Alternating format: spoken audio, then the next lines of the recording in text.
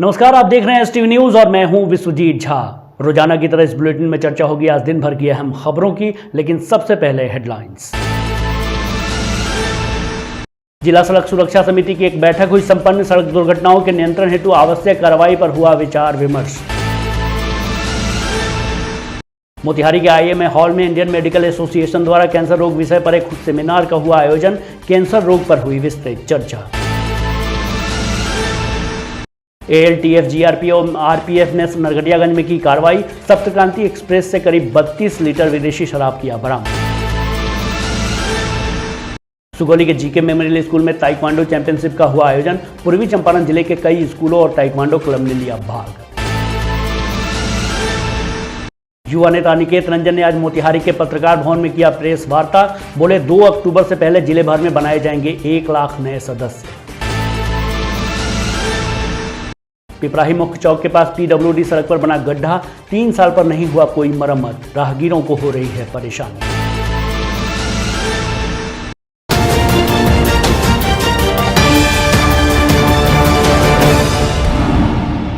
अब खबरें विस्तार से। पूर्वी चंपारण जिलाधिकारी सह अध्यक्ष जिला सड़क सुरक्षा समिति की अध्यक्षता में जिला सड़क सुरक्षा समिति की एक बैठक संपन्न हुई। इस बैठक में मुख्य रूप से सड़क दुर्घटनाओं के नियंत्रण हेतु आवश्यक कार्रवाई पर विचार विमर्श, हिट एंड रन मामले की समीक्षा, यात्री ठहराव, निर्माण विषय पर विस्तृत चर्चा की गई एवं संबंधित पदाधिकारियों को कई आवश्यक दिशा निर्देश दिए गए। इस दौरान जिलाधिकारी ने कहा कि एनएचएआई 4 लेन से जुड़ने वाले ग्रामीण क्षेत्रों में जोड़ने वाली सड़क पर ब्रेकर लगाना सुनिश्चित करें। बंजरिया में सर्विस रोड निर्माण हेतु अतिक्रमण हटाने का निर्देश दिया गया। सड़क दुर्घटना कम करने हेतु सभी थानाध्यक्षों से सुझाव मांगे गए। वहीं 4 लेन के किनारे साइन बोर्ड लगाने हेतु आवश्यक दिशा निर्देश दिए गए। जिलाधिकारी ने कहा कि मोतिहारी रेलवे स्टेशन में ई रिक्शा से आवागमन काफी बाधित होती है। जाम से निपटने हेतु ई रिक्शा के ठहराव के लिए पार्किंग की व्यवस्था की जाएगी। उन्होंने सख्त निर्देश देते हुए कहा कि रोड जाम करने वालों, सड़क पर धरना प्रदर्शन करने वालों पर एफआईआर की कड़ी कार्रवाई सुनिश्चित की जाए। मोटरसाइकिल चालकों के लिए जीवन रक्षा हेतु हेलमेट पहनने को लेकर रोको टोको अभियान चलाने का भी निर्देश दिया गया। वहीं सड़क दुर्घटना में मृतकों के आश्रितों को मुआवजा शीघ्र भुगतान करने का निर्देश भी उन्होंने दिया। इस अवसर पर अनुमंडल पदाधिकारी मोतिहारी सदर, जिला परिवहन पदाधिकारी, पुलिस उपाधीक्षक, नगर आयुक्त, सभी थानाध्यक्ष आदि उपस्थित थे। मोतिहारी के आईएमए हॉल में इंडियन मेडिकल एसोसिएशन के द्वारा कैंसर रोग विषय पर एक सेमिनार का आयोजन किया गया। इस सेमिनार की अध्यक्षता कर रहे डॉक्टर आशुतोष सरन ने सभी अतिथियों का स्वागत बुके एवं मोमेंटो देकर किया। वहीं सेमिनार के मुख्य अतिथि के रूप में पटना से आए कैंसर रोग विशेषज्ञ डॉक्टर अभिषेक आनंद ने उपस्थित डॉक्टर्स के बीच कैंसर रोग के बारे में जानकारी दी और रोग के विभिन्न लक्षणों और इलाज के तरीकों पर अपनी बात रखी। वहीं पटना से आए डॉक्टर आनंद ने कैंसर से बचने के लिए अंधविश्वास पर भरोसा न करने की बात कही और लोगों में जागरूकता फैलाने की भी उन्होंने बात कही। उन्होंने कहा कि अगर समय पर जानकारी हो और सही समय पर मरीज डॉक्टर के पास पहुंच जाए तो निश्चित रूप से कैंसर का इलाज संभव है और रोगी की जान बचाई जा सकती है। आगे उन्होंने क्या कहा, सुनिए। पहले तो मैं बहुत बहुत धन्यवाद देना चाहता हूँ आईएमए मोतिहारी को और डॉक्टर आशुतोष सर को, जिन्होंने मुझे यहाँ बुलाया और ये कैंसर अवेयरनेस प्रोग्राम करने का इजाज़त दिया। और कैंसर की बात करें तो कैंसर को 2 तरह से बांटा जाता है। एक होता है सॉलिड कैंसर, एक होता है ब्लड कैंसर। और हम लोग सॉलिड कैंसर की बात करें तो ये डिपेंड करता है कि कौन से ऑर्गन से आ रहा है। जैसे अगर लंग से आए तो लंग कैंसर कहते हैं, लीवर से आए तो लीवर कैंसर कहते हैं, अगर ब्रेस्ट से आए तो ब्रेस्ट कैंसर कहते हैं। और ब्लड कैंसर की बात करें तो इसे हम लोग डिवाइड करते हैं, या तो वो ल्यूकीमिया होता है, या फिर लिम्फोमा होता है, या फिर मल्टीपल माइलोमा होता है। ल्यूकीमिया और लिम्फोमा जो होता है हर एज ग्रुप में देखा जाता है, और मल्टीपल माइलोमा जो होता है यूजुअली 50 साल से ऊपर की एज में देखा जाता है। डिपेंड करता है कि पेशेंट कितनी जल्दी हमारे पास में आ रहा है, तो सारे कैंसर का इलाज संभव है। और ये इम्पॉर्टेंट है कि हम लोग इस जागरूकता को फैलाएं और जो अंधविश्वास है हमारे जनरल पॉपुलेशन में उसे जितना कम करना चाहे कम कर सके हम लोग। वहीं आईएमए के अध्यक्ष और प्रसिद्ध चिकित्सक डॉक्टर आशुतोष सरन ने क्या कहा, वो भी सुनिए। हमारा कहना है कि कैंसर के प्रति लोग को डर की भावना है और कभी कभी ये डर अत्यधिक होता है। जैसे ब्रेस्ट में थोड़ा भी गांठ होता है या थोड़ा भी दर्द हो जाता है तो उसको बोलते हैं हाइपर अवेयरनेस, थोड़ा ज़्यादा ही अवेयरनेस है। सब औरतें जो हैं सो अपना मेमोग्राफी कराना चाहती हैं, सब आदमी को डर रहता है कैंसर है, ऐसी बात नहीं है। दूसरा क्वेश्चन अभी आप लोग कर रहे थे, ब्लड कैंसर की बात कर रहे थे। तो ब्लड कैंसर में बहुत सारे तरह का कैंसर होता है। जैसे जो क्रॉनिक टाइप का कैंसर है वो सब क्योरेबल है। लेकिन एक जो हम पहले गलती हम किए हैं एक बार कि हमने पेशेंट का सीबीसी कराया, अच्छे जगह हमने नहीं भेजा उसका। उस समय सीबीसी नहीं होता था, उस समय लोग देते थे total and differential WBC count. Motihari में उस समय सीबीसी का मशीन नहीं होता था। उसने वो डीसी करके भेज दिया और हमको लगा कि ये ट्यूबरक्लोसिस है या कोई दूसरा चीज़ है। जब दूसरी बार आया मरीज की कोई फ़ायदा नहीं हुआ दवाई से, तो हमने सोचा कि हमारी बेइज्जती हो रही है, लगता है ये हमको बेइज्जत करना चाहता है। बट ऐसा डॉक्टर को नहीं सोचना चाहिए। मरीज जब कहता है कि हमको फ़ायदा नहीं हो रहा है तो उसको स्पोर्टिंगली लेना चाहिए, चैलेंज समझना चाहिए। हमने उसका दोबारा जांच कराया तो बहुत सिंपल जांच है, सीबीसी कराइए या टीसी और WBC also for immature cell लिख दीजिए, वो बता देगा आपको कि कैंसर है कि नहीं। तो आपका 100 रुपया में ही जांच हो जाएगा कि आप किस तरह के कैंसर से जूझ रहे हैं और कितना जल्दी उसका इलाज हो जाए। कीमोथेरापी जब से आया है तो ये सब क्योरेबल है। और जो बहुत आगे बढ़ा रहता है उसमें भी टाइप होता है, आपका बीटा सेल टाइप है, टी सेल टाइप है, बहुत तरह का टाइप है। तो कुछ टाइप ऐसा है जिसमें कि बोन मैरो ट्रांसप्लांट की ज़रूरत पड़ती है। तो बोन मैरो ट्रांसप्लांट हिंदुस्तान में भी होता है, पटना में भी अब शायद शुरू होने जा रहा है ना। हाँ, अभिषेक शुरू करेगा करना यदि, तो लोग जो सोचता था कि करोड़ों रुपया खर्चा होगा वहाँ जाने में, वो ख़त्म हो गया। प्रोस्टेट कार्सिनोमा का दवाई सब आ गया, डिप्रोलाइट का इंजेक्शन आता है, उसका दूसरा मतलब हेवी डोज में दिया जाता है। या उसका हार्मोन का स्टिमुलेशन बंद कर दीजिए तो दोनों टेस्टिस काट दीजिए, उसका छोटा सा सर्जरी है वो, एक इंसिजन से आप उसको निकाल सकते हैं। मौके पर मौजूद मोतिहारी के प्रसिद्ध चिकित्सक डॉक्टर डी नाथ ने भी अपनी प्रतिक्रिया दी। आवश्यक यही है कि उन चीज़ों पर ध्यान दिया जाए जिनसे कैंसर हो सकता है, जैसे निकोटीन का सेवन, जैसे मोटापा। इन दो चीज़ों पर अगर आपने ध्यान दे दिया तो 50% कॉज कैंसर होने का ख़त्म हो। चंपारण में खैनी का सेवन सबसे ज़्यादा है, बीड़ी अभी भी यहाँ उतना ही पिया जाता है, तंबाकू। तो शराबबंदी के साथ साथ इन पर भी ध्यान देना सरकार का कर्तव्य है ताकि फ्यूचर में लोगों को कैंसर न हो सके। वैसे ही हम लोग देख रहे हैं कि मोटापा उतने ही बढ़ रहा है, उस अनुपात में ही बढ़ रहा है और यह एक कारण है कि जिससे कैंसर भी हो रहा है। तो इन सब चीज़ों से आम जनता को जागृत करना आप सबों का काम है कि कम से कम निकोटीन का सेवन हो बंद, अपना दैनिक जीवन ठीक रखें जिससे मोटापा ना हो सके, और खान पान में अपना ध्यान दें। पान जर्दा भी, निकोटीन में तो पान जर्दा सब। यहाँ देखा गया है कि निकोटीन के चलते ओरल कैंसर का इंसिडेंट सबसे ज़्यादा है, इसलिए इन सब खैनी तो यहाँ बहुत आम है, इसलिए इस पर ध्यान देके सरकार का और पब्लिक का ध्यान आकृष्ट करना ज़्यादा आवश्यक है। नरकटियागंज में सोमवार की सुबह 12558 डाउन सप्तक्रांति एक्सप्रेस से रेल पुलिस ने करीब 32 लीटर विदेशी शराब को बरामद किया है। हालांकि पुलिस की इस कार्रवाई में धंधेबाज पकड़ में नहीं आ सका है। जानकारी देते हुए रेल थानाध्यक्ष संतोष कुमार चौधरी ने बताया कि प्लेटफॉर्म संख्या 1 पर सप्तक्रांति एक्सप्रेस के जनरल बोगी से ALTF, GRPF और RPF द्वारा चेकिंग के दौरान लावारिस हालत में शराब की एक खेप बरामद की गई। शराब को जब्त करते हुए अज्ञात के विरुद्ध मामला दर्ज कर आगे की कार्रवाई की जा रही है। बिहार नवयुवक सेना के संस्थापक अध्यक्ष सह पूर्व लोकसभा प्रत्याशी अनिकेत रंजन ने आज मोतिहारी के पत्रकार भवन में एक प्रेस वार्ता की। इस दौरान पत्रकारों से बात करते हुए उन्होंने कहा कि नवयुवक सेना द्वारा आगामी 2 अक्टूबर से पहले जिले में 1 लाख नए सदस्य बनाने का लक्ष्य रखा गया है। उन्होंने कहा कि जिले के बिगड़ते हुए स्वास्थ्य एवं शिक्षा व्यवस्था पर मजबूती व ताकत के साथ काम किया जाएगा और जिले को भ्रष्टाचार मुक्त बनाने के लिए हर संभव कोशिश की जाएगी। और उन्होंने क्या कहा, सुनिए। देखिए, निश्चित रूप से आज का प्रेस वार्ता हम लोगों ने रखा था, उसके पीछे मुख्य उद्देश्य था कि जिले में 1 लाख सक्रिय सदस्य हम लोग 2 अक्टूबर के पहले बनाएंगे और निश्चित रूप से शिक्षा व्यवस्था और स्वास्थ्य व्यवस्था, इन्हीं 2 मुद्दों पर हम लोग यहाँ इस चंपारण के ऐतिहासिक धरती पर हम लोग लड़ाई लड़ने का काम करेंगे। मुख्य पहला उद्देश्य मेरा ये है कि 410 पंचायत है और बिहार सरकार का यह नियम भी है कि 410 पंचायत में हर पंचायत में एक उप स्वास्थ्य केंद्र हो जहाँ पे प्राथमिक उपचार की सुविधा हो। तो वहाँ जहाँ भवन बना है वहाँ पे हम लोग को सुविधा चाहिए। जहाँ भवन जिस पंचायत में नहीं है वहाँ पे सरकार का नियम है, जहाँ भवन नहीं है वहाँ पे भाड़ा पर मकान लिया जाए, तो भाड़ा पर मकान लीजिए और वहाँ उप स्वास्थ्य केंद्र खोलने का काम करिए। और दूसरा हम लोग का जो मुद्दा है वो है शिक्षा, मतलब कि जितने भी जिले में सरकारी स्कूल हैं उनके सभी शिक्षकों से आग्रह हम लोगों ने किया है और प्रिंसिपल से आग्रह किया है कि 1 महीना आपको समय दिया जा रहा है। 1 महीना के अंदर जिला शिक्षा पदाधिकारी को और जिलाधिकारी महोदय को आप लिखित सूचना दीजिए कि आपके स्कूल में पंखा नहीं है, शौचालय का दिक्कत है, पक्का फूटा है, बोर्ड फूटा है, कुर्सी टेबल फूटा है, अच्छा व्यवस्था नहीं है। इसका 1 महीने के अंदर में आवेदन देकर के सुधार करवाइए। अगर 1 महीने के अंदर आप सुधार नहीं करवाते हैं, हम आके स्कूल में आपके देखेंगे कि अगर आपने जिला शिक्षा पदाधिकारी को आवेदन दिया होगा तो रिसीविंग होगा, शिक्षा पदाधिकारी को आवेदन दिया होगा तो रिसीविंग होगा, तो रिसीविंग दिखाइए, नहीं तो पूरा गाँव समाज मिलकर वहाँ के उस स्कूल के खिलाफ हम लोग आंदोलन करने का काम करेंगे।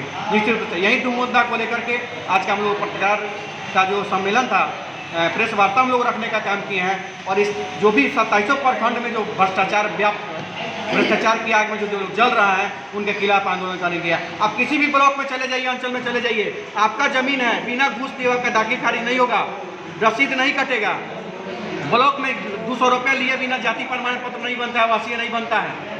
ये सारी चीज़ें हैं, इनके खिलाफ हम लोग आंदोलन करने का काम करेंगे और ऐसे भ्रष्टाचारियों का उपाय लगाने का काम करेंगे और उनको सजा दिलवाने का काम करेंगे। शिवहर के पिपराही प्रखंड मुख्यालय के निकट पिपराही चौक से लेकर पिपराही बागमती नदी पुल तक पथ निर्माण विभाग PWD के द्वारा बनाए गए पथ में कई जगह गड्ढे हैं और 3 साल तक सड़क की मरम्मत नहीं की गई है, जिसके कारण बरसात में इन गड्ढों में जलजमाव होने से आवागमन में परेशानी हो रही। ग्रामीणों का कहना है कि इस रास्ते पर कोई मरम्मत नहीं कराया जाता है, जिसके कारण यह रास्ता जर्जर हो चुका है और बरसात में पानी भर जाता है, जिससे आवागमन में परेशानी होती है। नमस्कार, STV न्यूज में आपका स्वागत है। इस समय की तस्वीरें आप देख सकते हैं।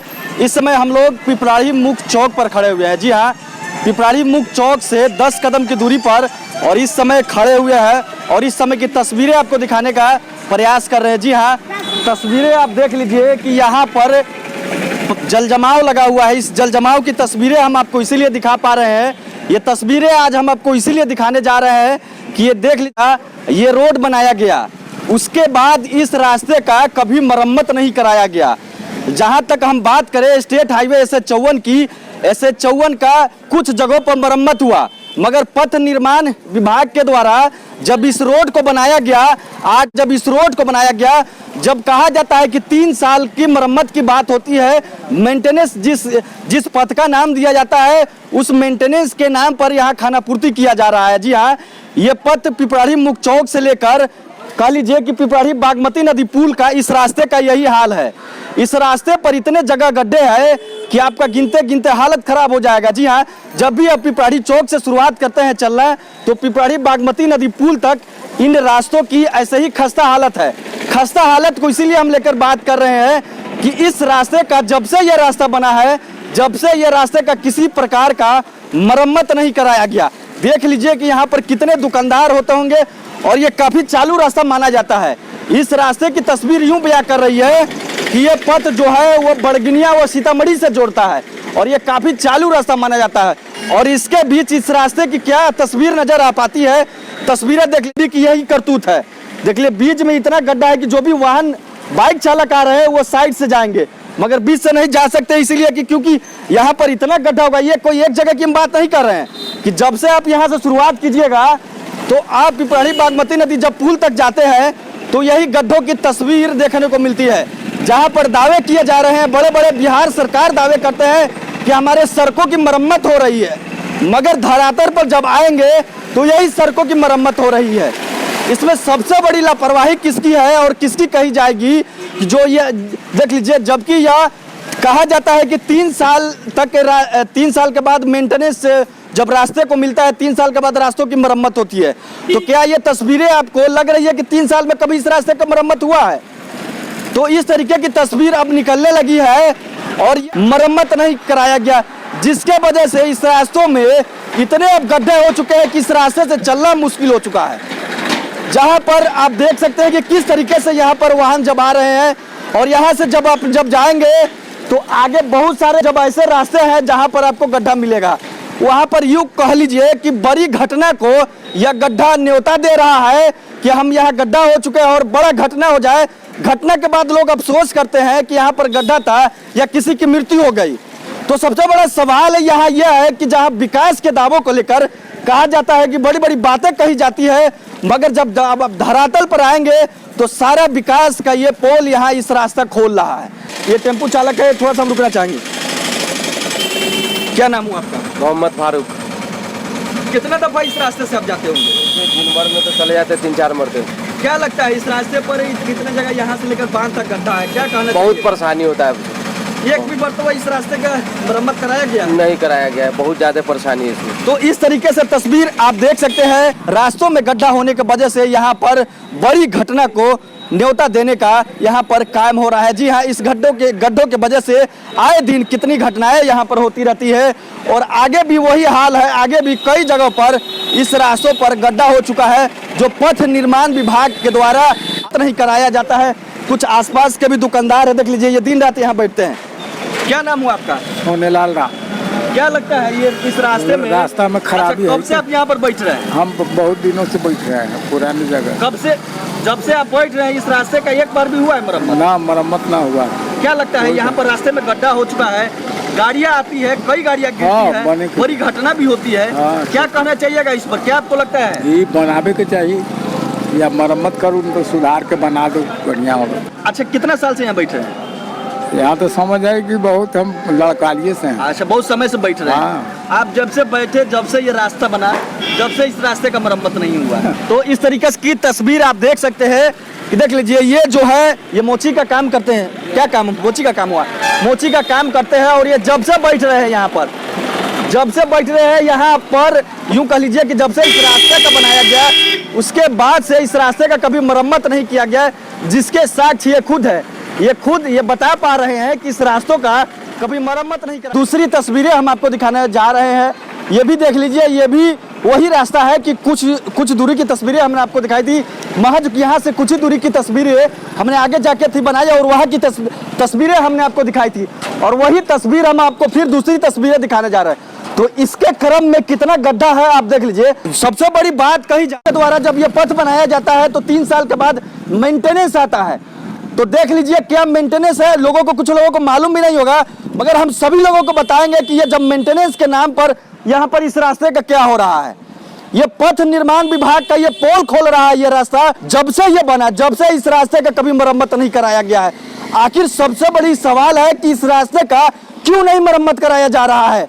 आखिर कौन लोग हैं वो लोग जो इस रास्ते का मरम्मत नहीं जो होने दे रहे। सबसे बड़ी बात यहाँ पर इस गड्ढों की तस्वीर देख लीजिए, ये रास्ता क्या बयां कर रहे हैं और किस स्थिति में है। पश्चिम चंपारण के नरकटियागंज से खबर है, जहां साठी पुलिस ने नाबालिग लड़की से छेड़छाड़ के अभियुक्त सहित 4 वारंटियों को रविवार की रात गिरफ्तार कर लिया, जिसमें थाना क्षेत्र के सिरसिया निवासी नजाम अंसारी को रिकॉल पर मुक्त कर दिया गया, जबकि अन्य 3 अभियुक्तों को सोमवार को जेल भेज दिया गया। इस संदर्भ में थानाध्यक्ष उदय कुमार ने बताया, वारंटियों के खिलाफ चलाए जा रहे सघन छापेमारी में थाना क्षेत्र के धमनीहा गांव से वर्षों से फरार चल रहे पॉस्को एक्ट के वारंटी सुधीर यादव को गिरफ्तार कर लिया गया। वहीं न्यायालय द्वारा दूसरे मामले में वारंटी सुनील पासवान और लौरिया थाना क्षेत्र के पिपरा गांव निवासी करीम मियां को गिरफ्तार कर सोमवार को जेल भेज दिया। पूर्वी चंपारण जिलांतर्गत ढाका थाना क्षेत्र के बड़हड़वा सीवन गांव में बिजली के करंट से एक युवती की मौत हो गई। वहीं दूसरी ओर बीच बचाव करने गई मृतका की भाभी को गंभीर रूप से घायल होने की खबर है। जानकारी के अनुसार बड़हड़वा सीवन निवासी ढोड़ाई मुखिया की पुत्री मुंजा कुमारी बिजली के खंभे के संपर्क में आने से गंभीर रूप से घायल हो गई।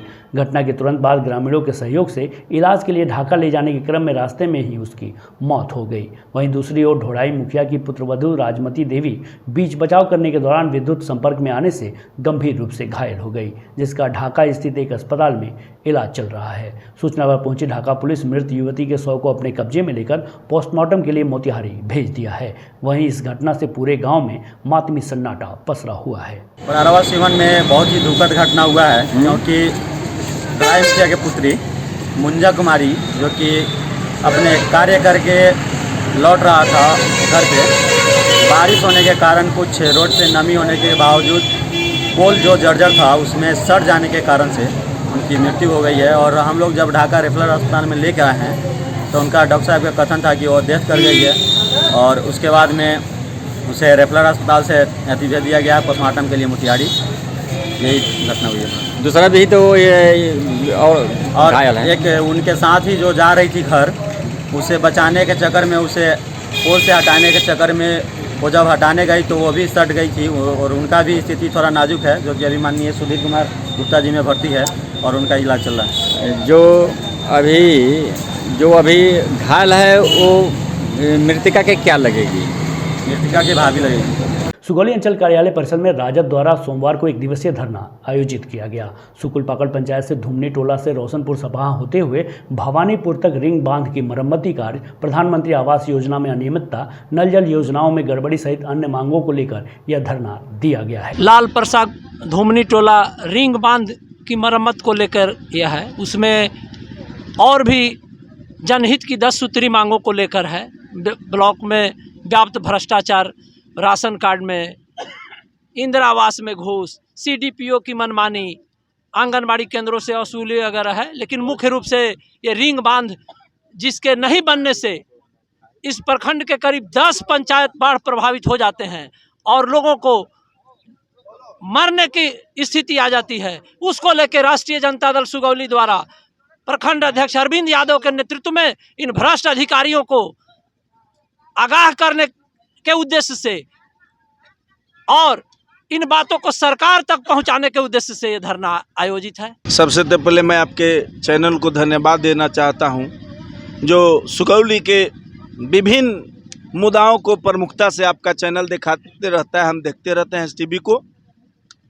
धरना के माध्यम से राष्ट्रीय जनता दल के जो क्रांतिकारी साथी हैं, आज अंचलाधिकारी को आगाह करने आए हैं कि अगर 10 जून से पहले मानसून आने वाला, उससे पहले सुगौली का रिंग बांध अगर नहीं बनाया, उसमें काम चालू नहीं हुआ, तो इसके लिए हम लोग सरकार सदन से सड़क तक संघर्ष करेंगे और आपको चेताने का काम करेंगे। यदि बाढ़ से फिर उस 7 पंचायत के लोगों को परेशानी हुई तो याद रखिएगा, अंचलाधिकारी को इस गेट से बाहर नहीं करने देंगे और हम लोग ईंट से ईंट बजा देंगे। आज जो भ्रष्ट सरकार है, जो जिसके हाथ में सत्ता है, उसके खिलाफ लगातार हम लोगों बोलते रहते हैं, आवाज उठाते रहते हैं। हमारे नेता आदरणीय तेजस्वी यादव सदन में भी इस बात को प्रमुखता से उठाते हैं। इस वक्त हम सुगौली अंचल कार्यालय परिसर में है। मुख्य गेट पर आपको बता दें कि यहाँ पे धरना RJD के कार्यकर्ताओं और नेताओं को द्वारा यहाँ पे धरना प्रदर्शन किया जा रहा है। एक दिवसीय धरना दिया जा रहा है। 10 मांगों को लेकर धरना दिया जा रहा है। खास करके ये मांग है कि सुगौली प्रखंड क्षेत्र में जर्जर रिंग बांध है, लाल प्रसाद सहित कई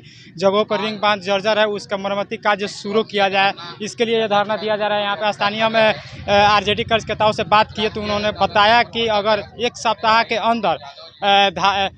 अंदर कार्य शुरू नहीं होता है रिंग बांध का, तो उसके बाद में 1 तारीख का अनुशासन बैठक किया जाएगा और फिर से धरना प्रदर्शन किया जाएगा। मैं मुन्ना कुमार, आप देख रहे हैं STV न्यूज़ सुगौली। गर्मी के दिनों में अगर कहीं जलजमाव देखनी हो तो नगरसिया के वार्ड नंबर 7 शिवगंज में चलिए, जहां लगभग हर मौसम में आपको जलजमाव देखने को मिलेगा। स्थानीय लोगों की माने तो यहां साल के 9 से 10 महीने जलजमाव रहता है। ग्रामीणों ने बताया कि कई बार इसकी शिकायत भी वार्ड पार्षद व नगर प्रशासन से की गई, लेकिन विगत 5 वर्षों से समस्या जस की तस बनी हुई है। इस समस्या को लेकर मोहल्ले वासियों में आक्रोश व्याप्त है।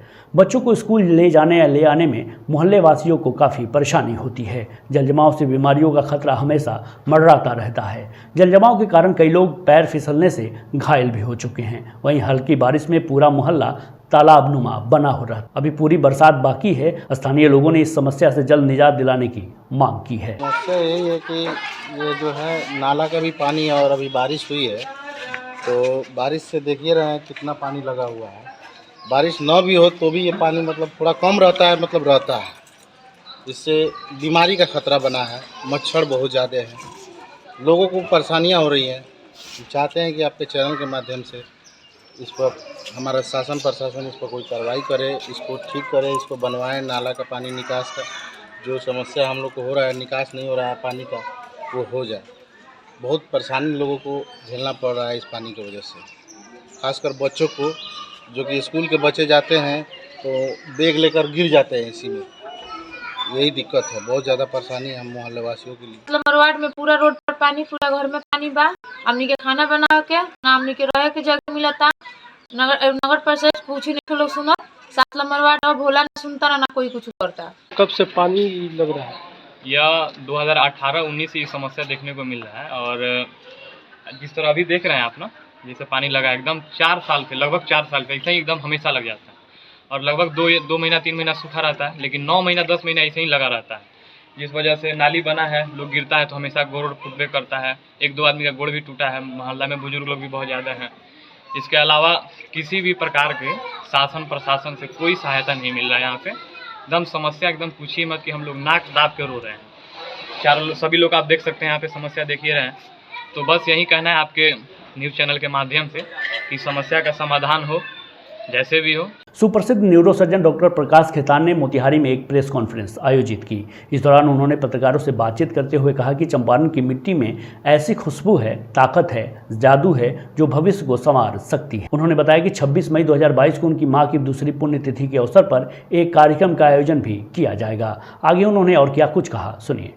21 डॉक्टर्स बनाने के पीछे मंशा ये है कि एक इस सुपर स्पेशलिटी का डॉक्टर अगर अपने प्रयास से मोटिवेशन करके अच्छे बच्चों का सिलेक्शन करके उनको अगर नीट यूजी देने के बाद पीजी के लिए मोटिवेट करे, उसको सुपर स्पेशलिटी के लिए एमसीएच और डीएम के लिए करे और उसकी आखिरी लड़ाई तक करे, जो उसकी आखिरी डिग्री है वहां तक उस लड़कों को फॉलो करे, तो हमें अभी योग्य और दक्ष चिकित्सक बनाना है। तो उसी परिप्रेक्ष्य में दी 21 डॉक्टर्स की कल्पना की गई और चूंकि चंपारण मेरी मिट्टी है, जन्मभूमि है, तो इसकी शुरुआत हम यहाँ से करना चाहेंगे। और मेरी माताजी की पुण्यतिथि 26 मई है। हम चाहेंगे उस दिन एक अच्छे समारोह में इसका हम विधिवत उद्घाटन करें और इस एक छोटे से प्रयास को एक बहुत बड़ा रूप देने का प्रयास करें, ताकि भविष्य में जो हमारे देश के अंदर चिकित्सकों की कमी है वो कमी पूरी तरह दूर हो। 21 योग्य बच्चे जिनमें लगता है कि वो पैसे के अभाव में पुस्तकें नहीं पा रहा है, कोचिंग नहीं पा रहा है, या यूजी कंप्लीट करने के बाद पीजी की पढ़ाई नहीं कर पा रहा है, तो वहाँ उसकी हेल्प की जाएगी। ये नहीं कि मैंने जो सक्षम बच्चे हैं उन्हें भी हम फ्री ऑफ कॉस्ट ये सब चीज़ें दें, उनको हम गाइडलाइन देंगे, उनको हम स्टडी मटेरियल देंगे, ये सारी चीज़ें देंगे।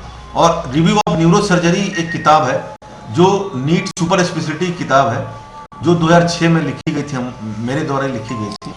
आज सुपर स्पेशलिटी की बहुत अच्छी किताब है और अगर कोई बच्चा सुपर स्पेशलिस्ट बनना चाहता है, खासकर न्यूरो सर्जरी या न्यूरोलॉजी के क्षेत्र में, तो वो किताब अमेजोन पे भी उपलब्ध है और सिर्फ 950 रुपये किताब है। लेकिन सुगौली के जीके मेमोरियल स्कूल में पहली ओपन डिस्ट्रिक्ट ताइक्वांडो चैंपियनशिप की मेजबानी की। चैंपियनशिप में पूर्वी चंपारण जिले के कई स्कूलों और ताइक्वांडो क्लब ने हिस्सा लिया। इस चैंपियनशिप में जीके मेमोरियल स्कूल के अलावा DPS, saint Michael school, Cambridge learning school, Rahman model school, Nurul Nisha school, Motihari taekwondo club, dragon taekwondo club और ईडेल ताइक्वांडो क्लब ने भाग लिया। स्कूल द्वारा इस कार्यक्रम की मेजबानी के सवाल पर स्कूल के निदेशक अमरेंद्र कुमार पांडे ने कहा कि यह कार्यक्रम हमारे लक्ष्य रियलाइज योर पोटेंशियल को परिलक्षित करती है, जिसका उद्देश्य उत्कृष्ट प्रतिभाओं की खोज एवं उनके कौशल का विकास करना है। वहीं इस कार्यक्रम में वरिष्ठ भाजपा नेता एवं स्कूल के ट्रस्टी रामगोपाल खंडेलवाल, पूर्व मंत्री रामचंद्र साहनी एवं मुख्य अतिथि राजेंद्र प्रसाद गुप्ता उपस्थित रहे। ये उद्देश्य तो हमारा जो स्लोगन है वो उसी से सारी चीज़ें रिलेटेड हैं। जो स्लोगन हमारा है रियलाइज़ योर पोटेंशियल, उसी को ध्यान में रखते हुए हमें बच्चों के जो भी टैलेंट्स हैं उनको आइडेंटिफाई करके उनको निखारने के लिए जो हम एक्टिविटीज़ करवाते हैं उनमें से ये एक है। ऐसी कई सारी एक्टिविटीज़ प्लान्ड हैं और लगातार होती रहेंगी। अभी कुछ दिन पहले ही हमने आर्ट एग्जीबिशन भी करवाया था बहुत ही वेल नोन पेंटर से, और इस बार ये जो ताइक्वांडो है ये हमारे ही जो ताइक्वांडो ट्रेनर हैं स्कूल के, वही इसको ऑर्गेनाइज़ कर रहे हैं। पूरे ज़िले के 5 और स्कूल और 3 ताइक्वांडो क्लब हैं जो इसमें पार्टिसिपेट कर रहे हैं, और इससे खेल को भी बढ़ावा मिलेगा, बच्चों की फिज़िकल वेलनेस भी इससे इम्प्रूव होगी।